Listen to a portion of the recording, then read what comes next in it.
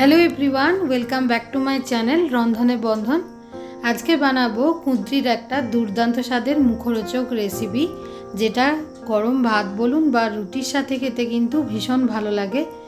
রাতের বেলায় অনেক সময় রুটি দিয়ে কি খাবেন খুঁজে পাওয়া যায় না, তো এই ধরনের একটা ঝটপট রান্না কিন্তু তৈরি করে নিলে বেশ ভালো লাগে। ঝটপট বানানোও হয়ে যায়, খাওয়াও হয়ে যায়। তো ভালো লাগলে অবশ্যই একটা লাইক, কমেন্ট, শেয়ার, সাবস্ক্রাইব করে রাখবেন রন্ধনে বন্ধন চ্যানেলটিকে। তো এখানে 300 গ্রাম আমি কুঁদরি নিয়েছি, খুব ভালো করে ধুয়ে পরিষ্কার করে নিয়েছি। তো একটা ছুরি দিয়ে কুঁদরির দুটো পাশ আমি এইভাবে কেটে নিচ্ছি। তো আপনারা চাইলে নিজেদের পছন্দ মতো ছোট ছোট টুকরো করেও কাটতে পারেন। আমি জাস্ট একটা কুঁদরিকে কোনোটা 2 ভাগ কোনোটা 4 ভাগ এইভাবেই কিন্তু কেটে নেব। তো দুটো মুখ কিন্তু অবশ্যই ভালো করে কেটে নিতে হবে। তো আমি এইভাবেই সব কিছু গোটাটা কেটে নিচ্ছি। এই যে দেখুন, খুব সুন্দর করে এখানে কেটে নিয়েছি, লম্বা লম্বা ফালি করে, খুব সরুও না খুব মোটাও না। এবার এই কুঁদরির সাথে দিচ্ছি এখানে বেশ খানিকটা পরিমাণে আলুগুলো ওই রকম যেভাবে একটু মোটা মোটা করে আলু ভাজা কাটা হয় ঠিক ওইভাবেই কাটা আছে। এখানে 3টে মিডিয়াম সাইজের আলু নিয়েছি, 2টো পেঁয়াজ নিয়েছি স্লাইস করে, আর একটা টমেটো, কাঁচা লঙ্কা, আরও কিছু লাগছে। তো এবারে রান্নাটা শুরু করা যাক। এখানে কড়াইয়ের মধ্যে দিয়ে দিচ্ছি সর্ষের তেল। তেলটা একটু গরম হওয়ার জন্য অপেক্ষা করব।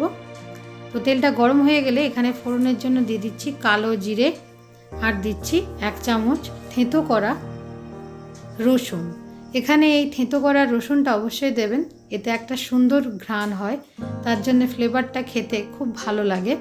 তবে রসুনটাকে একেবারে লাল লাল করে ভাজবো না, জাস্ট একটু তেলের মধ্যে যখন গন্ধটা চলে আসবে সেই সময় দিয়ে দিচ্ছি আমি আলুগুলোকে প্রথমে একটু ভালো করে ভাজা ভাজা করে নেব, যাতে আলুটা একটু শক্ত হয়, তার জন্য আলুটা প্রথমে দিলাম। আর একটুক্ষণ আলুটা ভাজা ভাজা হয়ে আসলে, যখন একটু নরম হয়ে আসবে আলুটা মনে হবে, তবে একেবারে নরম নয়, সেই সময় দিয়ে দিচ্ছি আমি এখানে কুঁদরিতে কিন্তু প্রচুর পরিমাণে আয়রন থাকে, তার জন্য কুঁদরি স্বাস্থ্যের পক্ষে খুবই ভালো, বিশেষ করে মেয়েদের জন্য আরোই ভালো।